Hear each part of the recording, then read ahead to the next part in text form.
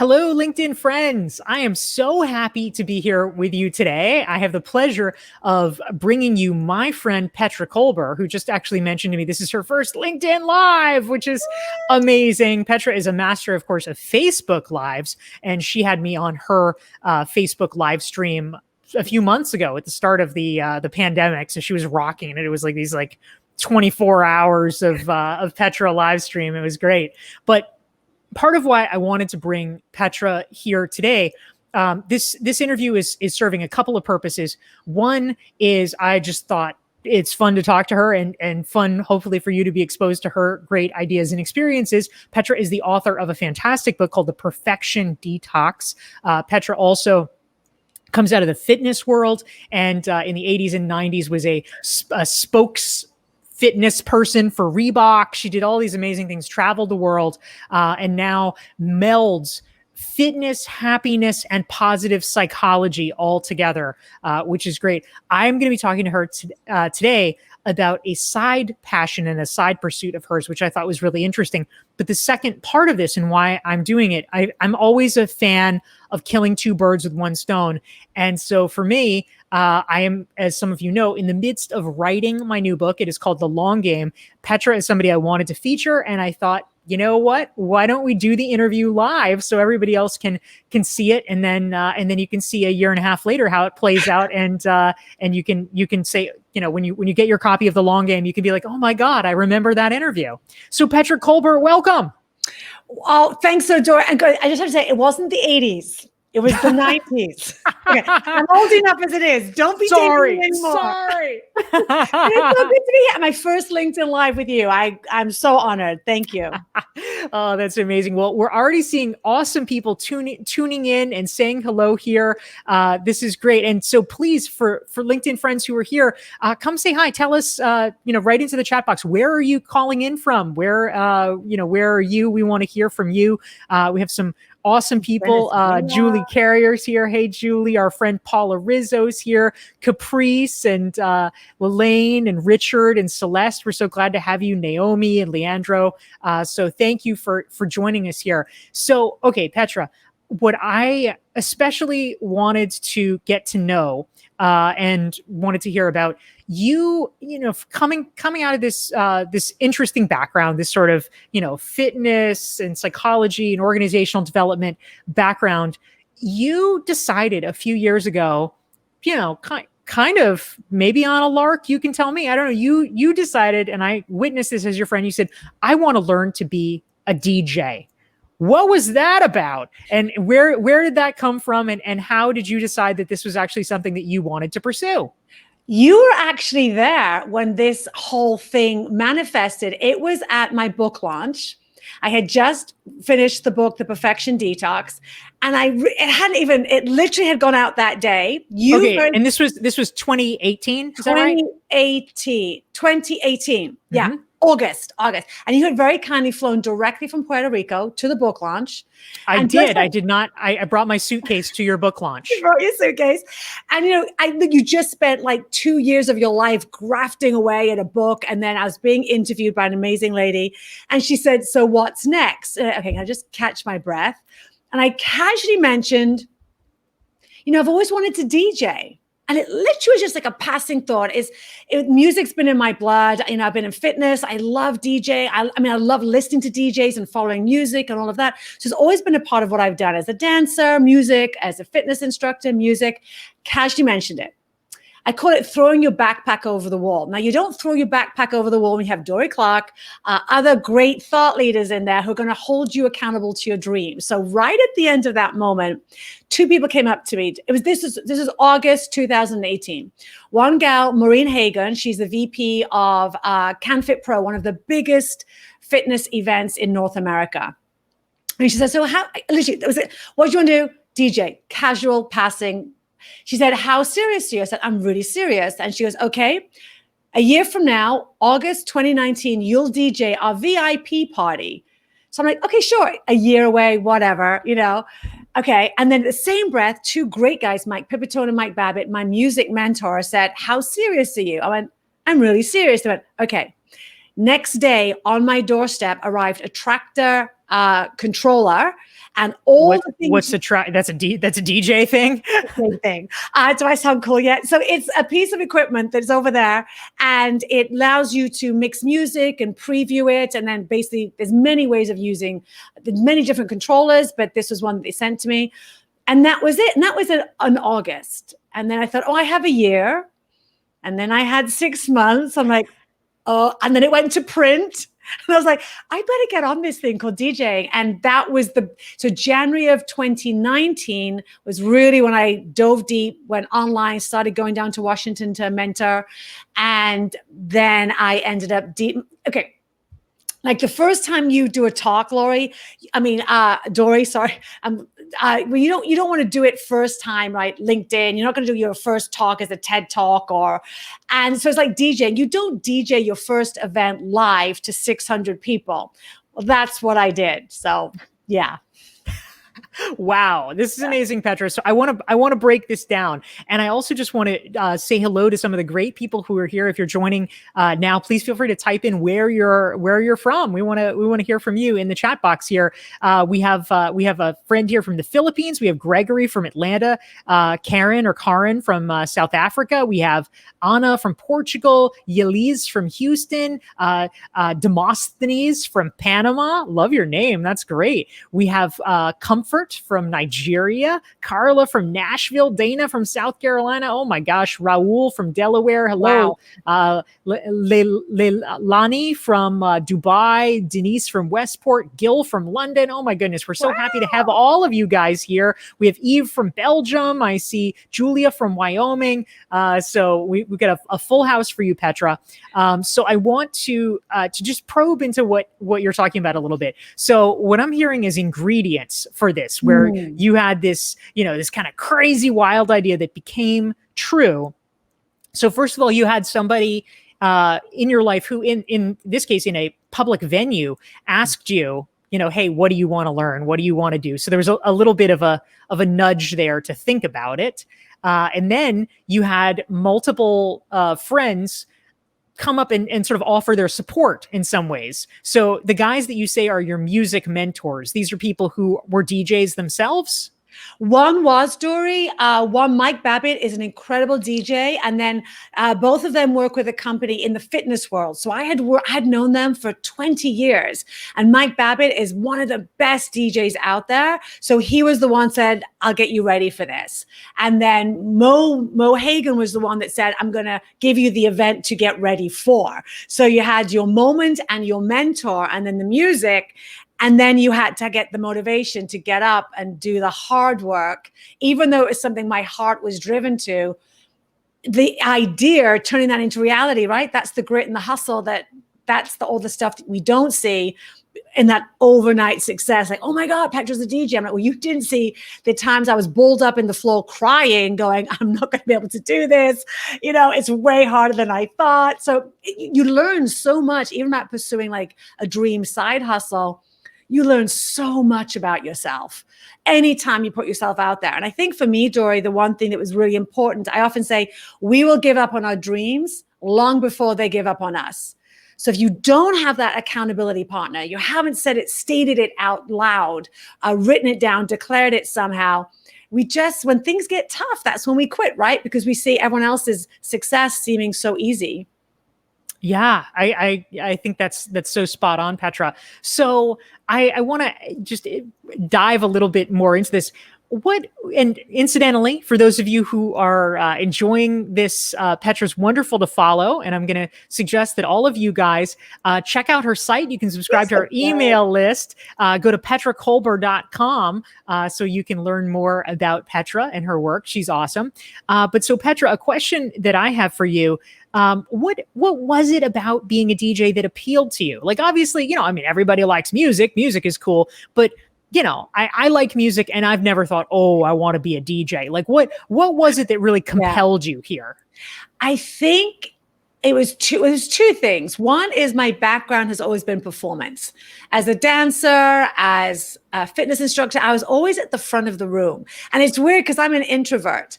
And I know even when I'd go and listen to other people speak or even DJs before I even considered doing it, there's something in me that doesn't want to be on the floor. And it's not, it must be egoic. It has to be. I don't know. But there's something that I want to be on the stage moving that room, whether it's through movement, whether it's through a talk, whether it's through music. And also two things happened, Dorie. So I had moved into keynote speaking, and you had been very, very helpful and supportive with that. But it was pre-COVID, but the space was very, very busy. And I thought, how to quote your book, how do I stand out? And so a part of that was, I know I can hold a room. I know I have this music background. And I had seen a TED Talk by Mark Ronson that I think I shared with you and Jenny Blake. I was like, it got my wheels going. Like, I'm not even, forget it. I'm not even close to Mark Ronson. But there was something about his presentation that I was like, that talks to me. I think I could create something very, very different, but that got my wheels thinking. And so it was the idea of possibility. And then also this idea of necessity in a way, because I felt as busy as the speaking space was getting, I wanted to stand out some way that felt organic to me, that didn't feel contrived or put on. And I felt my background of 30 years moving to music and using that as my background for all that I did, it made sense to weave that into my next iteration of a keynote too. So it's part selfish, part like give myself something to do to drop into flow that I could do for myself. And then also parlay into hopefully a higher paid speaking gig because it was something very unique and different at the time. And then COVID happened. There's always COVID. Yeah. It's crazy. But I just want to mention for those of you guys who are on here, if you want to find out about other great LinkedIn Live folks that I am interviewing in the future and get a weekly email newsletter. I send out every week a LinkedIn newsletter. You can get that. You can just open a new window here and go to dorieclark.com/LinkedIn, and you can subscribe to my LinkedIn newsletter. There's a blue subscribe button right underneath the banner, so that you can make sure that you are fully informed. So Petra, let me just probe a little bit. So, okay, you have this ambition for yourself about becoming a DJ, and you said you set the intention in August, but it wasn't really until January that you got serious about it. What happened between August and January? Were you kind of procrastinating, or what took place in this interval here? Good question. I think life gets in the way. If you have an option to do something, especially something that feels like fun and also a little, you really care about it. Like if I was going to DJ, I wanted to do it well. I wasn't going to show up and do a mediocre job. I wanted to blow people away. Like, oh my, and a little bit of it was like, I also wanted to live the possibility. I'm a lot older than you, as you mentioned, like the 80s, 90s of the fitness. I was 56 when I started learning how to DJ. I wanted to live the possibility for other females in my age. But with that comes a responsibility. So I think part was procrastination, part was percolation, and then part was just busyness. Like something was always there that felt more immediate. It's like working on the talks that I had got booked, working on online courses, all the stuff that maybe this is it, Dorie.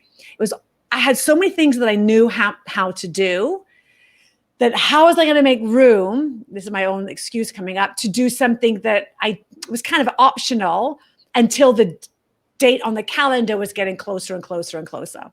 So I say part procrastination, I'm really good at that, and part percolation, and then part perfection, right? I wrote the book about it. I wanted it to be perfect, and that was a huge learning lesson in itself that happened the week before I did my first event. But I think, getting ready for our dreams, our side hustles, whatever the next is, we have to make room for it. And often that room is getting rid of the doubts, getting rid of the busyness of our mind, of worrying, am I good enough, smart enough, young enough, whatever, to do it? And you're so good at this, Dorie. Just take action.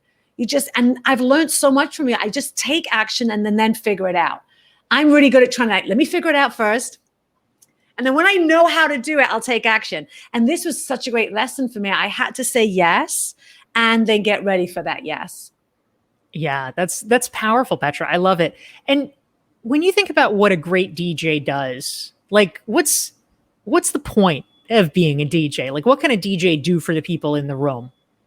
That's so good, because there's this question. There's, with any community, there's like this camp and that camp, right? So you got the, people talking about, well, this DJ, there was at the time there's a lot of DJs doing almost like pre-choreographed sets.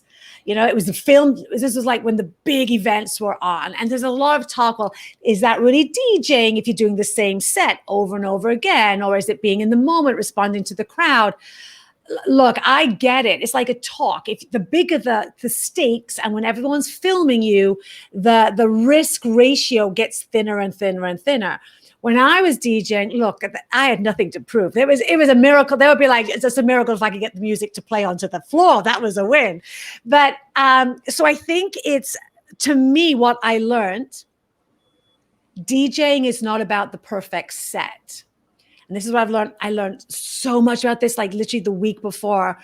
DJing is about being in the moment, reading the room, not showing up with what I wanted to do, because I had my set ready, and I literally played the first 30 minutes, and then it was that I threw that out the door, because what I had planned and what the room wanted were two very different things. And I think that's what that was the skill set. I think during we're trying something new, we often negate all the skills that we have from whatever it was we were doing. So what I realized when I was in front of this 500-600 people for the first time, and my mentor had flown up just in case, because you had to like dive up and step in. He looked at me, he was just like, I cannot believe, because what I had taken with me for the 30 years is I wasn't probably the best DJ, but man, I knew how to read a room. And it was something I couldn't even tell you how to do. I knew what song they needed. I knew what would fill the floor. I knew what would empty the floor. And this is a big conversation in the DJ community. If you're playing a set, they call it the parting of the Red Seas, your dance floor is full and you put on the next song you think is going to hit, and then slowly they kind of go away and they're kind of chatting. Do you just keep playing that song, or do you just pull it off and pull something else on? And that's what I think, that's what a great DJ does. It reads the room versus what I want to do. It's being in the moment versus in the plan. Come in with a plan, for sure. You've got to be prepared, but also be so prepared that you can let that plan go and go into the next opportunity of what the room is requesting. So it's really in many ways about creating a great experience for other people, it sounds like. I think it's creating a great experience with other people. I couldn't do it for them. Because that would be a monologue. And it needed to be a dialogue. And this is the thing about, if we try to wait for something to be perfect before we do our next best thing, it's a monologue. I mean, great ideas die in isolation in our brain. So the only way I could give them what they wanted was to have a conversation with them. So yeah, I think it was a dance. It literally was a dance between the music, me anticipating what I thought they wanted. It was kind of like a game, It's like, am I going to give them what they want? And then you would say, okay, that was good. Oh, that's like, I think they're going to do that. There was 2 moments. I remember that 2 moments when I dropped a song I was convinced was going to fill the floor. Crickets. I was like, uh-oh. It was just like, I was building. I was like, I'm going to drop it. It's like, nah. It's like, you don't even wait to cleanly get that. Don't mix that in. You just get rid of that, big cut into the next song. So I had 2 of those moments. And then you had those moments where I remember there was a 30-minute part, Dorie, where it said this like underground, like trancey thing. I just like, okay, I'm just going. And I went with them. They took me on the journey. It was super fun. Yeah. Wow. But you're really in the moment. This is the thing about it. It's like almost like you could anticipate slightly, but it literally was beat by beat going, because the energy kept changing. So yeah. That's so fascinating. I love it. And some of you guys in the comment section are making some great observations. Gregory says, flexibility in any way is such an amazing way to approach a situation. And Celeste says, it sounds like project-based learning. Yes, absolutely. And I see my friend True C from Boston. Hi, Maria. That's great. Andy says, it's just like so much. It's about learning how to surf or mogul ski, and you go with the flow. So it's wonderful. Yeah. If you guys are hearing any interesting insights that resonate with you, feel free to capture them in the chat for your reference and for other people's as well. So Petra, I wanted to ask you, so let's go back to January of 2019, which is when you Do got. we have to? Okay. January 2019 is probably better than right now, right? True that. True that. Take me But- back. yeah, take us all back. But this is when you really got serious. So you are looking at your calendar. You say, "Oh my gosh, 8 months from now, I am due to make this big performance, this DJ performance." Between then and August, what was your training process? What did it look like? You went from literally not knowing how to DJ to DJing this major event. How did you educate yourself? Two things I learned right away. So I had my mentors in Washington, and I love learning in person, but that's not sustainable. So I also found a great online course all around tractor and mixing. And so it was a combination of like once every 2 months going down and spending 3 days in Washington, practicing in between, coming back, practicing. The biggest thing I had to do is like, I knew I had to get my equipment up front and center. So every time I walked through my doorway, I would see it. Because, equipment, it's kind of big, it's bulky. Then you have to get the speakers. So I did all the work of getting it set up. So every time you walk through my front door and there it is. So I have to make a decision consciously. I see the equipment. Am I going to ignore that? Or am I going to like step up? So here's where I made my mistake, Dorie. I learned the techniques.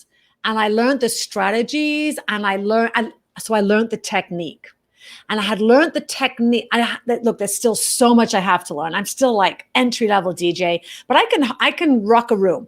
I'll say that much, but I'm still so new. What I had done is I had focused so much on the technique, I had squelched any room for creativity and dialogue. And so you were too consciously competent. Oh, yes. You're so smart. Yes, I had. And so being the recovering perfectionist, I had done what some DJs do is I had practiced every mix, it was literally beat by beat by beat. That's not DJing. That's a set. That's not being in the moment. And what happened for me, Dorie, it was like a week before I was going to go to Canada. I went down. And I had practiced so hard, but I'd been practicing the wrong things.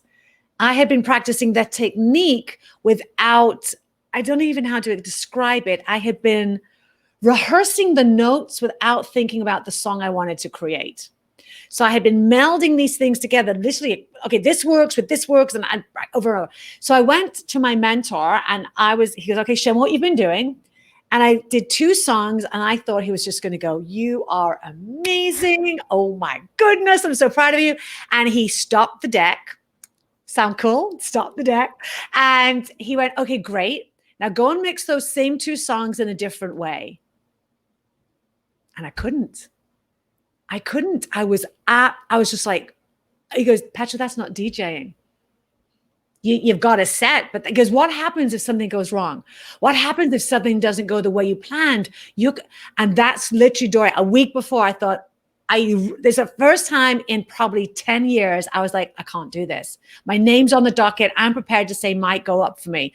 He goes, I want you to go away for the next hour, let go of everything you've been practicing and rehearsing for the past 3 months. I was like, oh wow. My God. I was sheer terror. It was fight. And I came back. And it wasn't amazing, but we did it. And then the next week, I had to unlearn everything I'd rehearsed for the past 6 months and relearn how to trust myself to be in the moment. And then luckily, I had one more practice session where I did it. And I was like, okay, I can do this. And that's what I did. That was my biggest lesson, Dorie. We got to when we're practicing and getting ready for something, we have to make sure we're paying attention to the right things.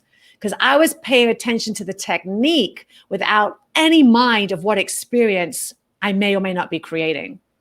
Yeah, that's so powerful, Petra. I think many of us do this in different ways. And in fact, my good friend Jessie Hempel, everybody should listen to her podcast, Hello Monday. I was just a guest on that, which was great. Jessie says this lesson applies to just about any field or passion. I think that's really true. Marin, who's in our recognized expert community, she says, consciously competent, recovering perfectionist. How many of us here can relate? Yes. Amazing. Yeah. Very true. And we have Carlos, our friend from Colombia. Carlos says, same for me. And it's always great to see you and remember meeting Petra from November from our conference RexCon. So you got some fans from there, which is wonderful. So I think this is really interesting, Petra. So take us to the actual conference. So explain again, like how many people were you DJing for, and like what was the setting exactly of this big event when it came to last August? You saying this actually just brought it back to me. So I had done the work though that last week, Dorie. Whew, man, I was committed. I was committed. People know me. I have a reputation. A lot of these people were my friends. It was a VIP party for people I knew and cared about. 600 people. 600 person VIP party for the fitness industry. So these were like personal friends where it's not like some anonymous thing like, oh, who's this DJ? It was like everybody's like, oh, Petra's the DJ. Yeah. So I knew I had a warm crowd. I knew they wanted me to do well. But I wanted to surprise and delight them. I wanted, because I revere all of them. I know how hard they work. I wanted to give them an evening I wanted to be my gift to them. Like this was my love note to them in a way. And there is nothing more terrifying, Dorie, than seeing an empty dance floor. And you know that you're going to be responsible for filling that dance floor. So, I go in early, I do the sound check, but the first time, and it was beautiful, they had to converted this basically ballroom into this incredible like nightclub experience with white couches and beautiful lighting. And it really is like, this is getting real. I was like, oh my God. So I came in, sound check was great. And the one thing I knew, and this might help some people too, even if you're not, not wanting to DJ, I think we do this whether you're speaking or presenting or whatever. The lesson that was very smart for me, my mentor said, have your first 20 minutes, practice that. Get a first 20 minutes where you feel super comfortable. You're not going to change that because, it's cocktail hour, it doesn't matter. And we had a couple of longer songs that I could also walk out onto the floor and listen to the music and feel the vibe. And yeah, so then it was just, okay, here we go. Here we go. Here we go. That is intense. Oh my gosh. And guys, we have a little bit longer. So feel free. I'm going to ask a couple more questions here to make sure I'm getting the full story for the book, but we want to have time for your questions as well. So if you have questions for Petra about her DJ journey or about overcoming perfectionism, because she is of course the expert in the Perfection Detox, you can find out more at petrakolber.com. You can ask her about that. Oh, thank you. I've been practicing. See, this is my DJ. Here. It's my LinkedIn. My LinkedIn DJ. Yeah. Totally. But yeah, so I'm curious, as you think back on this experience, Petra, because you had this kind of culminating experience. What does it mean to you in retrospect? I mean, there's a lot of people. I mean, I wrote a book called Reinventing You, and I get people who reach out to me all the time, and they're always, there's questions that a lot of people have, especially sometimes people over 50, and they say, oh, well, I'm over 50, so therefore I can't X, Y, Z. I can't do this new thing, or I can't reinvent myself. You did something that a lot of people would say is kind of wild and crazy at any age, and really just leaned into that experience. How do you think about it in retrospect? What lessons do you derive from having done this? Great question. I think there was two things, right? Again, living that possibility of there is such a ageism. I mean, and I lived it in the fitness industry. I left that when I was 50 and I pivoted into speaking because I didn't want to be the oldest person sweating for a living, and I love our industry. But then it's like only you get to decide what age means. So it was a little bit of that. I called this, for me, it had such a ripple effect, Dorie. It was like a courage catalyst moment. Like when I got off that stage, we were meant to play till midnight. And I'd been to these parties before, and I'd already left like at 10 o'clock. So I was always presenting the next day. I didn't realize that normally at 10 o'clock, the floor is kind of emptying out. That room was heaving until midnight. And at midnight, we had to shut it down. But this was my highlight moment. They were like going, one more song, one more song. And so I was like, okay. And there's like, so I had to do one more song. Everybody dance now. Doom, doom, doom, doom, doom. Okay, that's just killed my career. Anyway, so I think it was a courage catalyst moment. And then after that, it was like all these other things that I felt, was I ready for? It was like, if I can do that, I can do anything. It really was one of those moments. It's stretching your courage, stretching your idea of what you think is possible. And then other things begin to come your way that you might have said no to. And again, for me, it's that courage. It's like almost like being a trampoline that pushed your courage and your confidence like 10 phases, like 10 years ahead. So that's what it did for me. It really was. That's probably the first thing I have outside of a TED talk, a TEDx talk. That was the last time I had done something that really pushed me. Like stakes were high, public humiliation was real, ability to want to disappear into the ethers had it not worked. It was walking that edge. And I was listening to a great talk by Will Smith recently. I don't like this idea, but I feel like anytime something really magical is going to happen in our life for our confidence and our courage, it's on those real boundaries of where we think our limits are. When we're even questioning, can I really do this? Even with all the self-talk, the meditation, the mantras, the right podcast, can I really?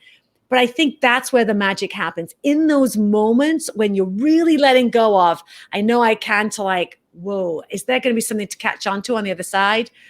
That's when the magic and the growth and the living the possibility happens. Yeah, that's so interesting, Petra. I really love that. Just a quick quick point of information question before we go into our I think our last question, which we'll get from our audience. But I seem to remember that as part of your training regimen, you did a number of practice gigs where you did rosé on the rooftop in New York City. Is that true? And how did that factor into your practice for this big event? That's a great question. That was actually keeping me accountable to my promise after the big event. Oh, it was after. Oh, yeah, good. Because I knew once that event was over, again, then my next thing was going to be like live like a DJ, lead like a DJ, my next keynote, but that wasn't going to be for 6 months. So I could easily have just stopped. So I knew I needed to be accountable to my dream, post big moment. And so there's an amazing boutique hotel right across from me. And my sister and I went there, and I just casually said, there's a great bartender. I said, would you ever want to DJ? Goes, you DJ? I'm like, yeah. He goes, oh my gosh, we've just started Rosie on the rooftop. I'm like, and so between the two of us, he goes, literally the next week they called me up. Can you do this week? I was like, what? And it really wasn't any money, but it was accountability to my dreams. And so every Thursday then I had to go and buy another speaker because I was becoming a mobile DJ.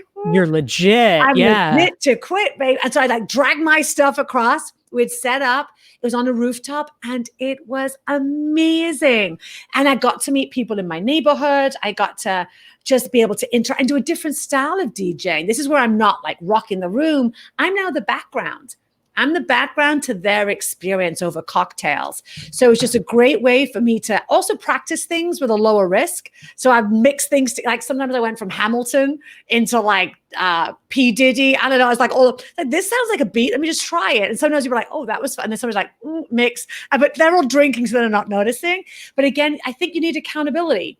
Because again, our dreams we'll give up on our dreams. So that was keeping me accountability post big moment to show up for the long game.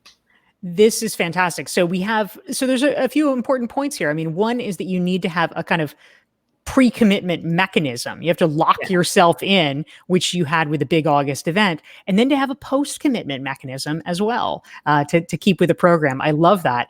And so I'll just mention one more time, if folks want to subscribe to my LinkedIn newsletter so that you can find out about more great events, you can feel free to subscribe there, and make sure to follow me on LinkedIn as well. I'm having actually another LinkedIn Live tomorrow, nearly the same time, not quite. It's at 2:45 p.m. Eastern tomorrow, which is Tuesday the 30th with Dave Crenshaw. So we hope to see you there. And so, Petra, just a couple of questions that have come in that I think are great. Since you are the author of the Perfection Detox, Celeste had a question. She says, I find myself looping my conversations about what I should have said. What can I do to just stop this and move forward? Such a great question. So it's that loop. And I love this idea of shoulds versus wants. So when we loop, that means we're ruminating. And it's always with the negativity. So there's a difference between reflecting. So if you reflect on the should, I don't even change that. When we're shoulding, right, we're ruminating. We're going, everything I should have done, should have said, should have written, should have done better. And what happens is we're looping that negativity, but we're not giving it any opening to come up with a solution.